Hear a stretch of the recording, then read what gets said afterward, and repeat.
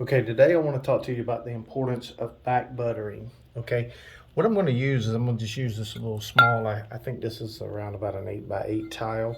And what I'm going to do is I'm going to turn it over because I want to show you the reason why you want to back butter. I want you to notice these tile, and every tile pretty much has little voids behind them. I got a couple tile behind me that I can show you as well. You see the voids here, or cavities rather, in the back of this tile. This is a porcelain. Here's another porcelain here. And as you can see, there are ridges and there are cavities. So what happens when you back butter is you are filling in those cavities. Now, let's take a look at what happens. I have some mortar out on a sheet of plywood. Now there's a little bit of a dip here, so I'm going to try to work more in this section here. So we're just going to set the tile down. Now, one thing you don't ever want to do when you're setting tile, you don't want to just set them in place, and even if you think just giving it a little press is going to do anything, let's look and see what happens. I may not even need anything. Nope, I don't. You see, that one didn't even bond. Look at that. Now, I will to the mortar's credit, or the tile's credit, the mortar is a little dry, but it didn't even bond. Let's put it here, and now let's move it back and forth. You can see right there it's going in. So now this one's going to be a little bit harder to pull up, but let's pull it up.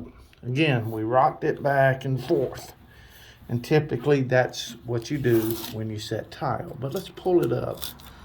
Let's see what I can do here, and let's see what we get. See, even there, that's all the coverage I'm getting.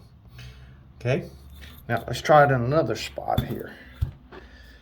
And we're leaving the mortar that was on there, and I'm gonna really push it down into the bed as much as I can. Okay, now I'm gonna pull it up, and let's see what we get. Now, even after all of that, see how much of the tile is not getting covered? Even after all of that. So if you don't back butter, this is the effect you're going to get. Now, let me show you what happens when you do back butter. Okay, now I have my tile back buttered. I re-notched my plywood. Now I'm going to set the tile down. By the way, never set tile on top of plywood in in a real installation. I'm just using this as a demonstration because it's something I had handy. But you do not ever set tile just directly on plywood. It will not bond. You're not going to have a good tile job. But anyway, I'm going to move this tile back and forth like we did with the last one, which is the same tile. And as you can see, the ridges are collapsed.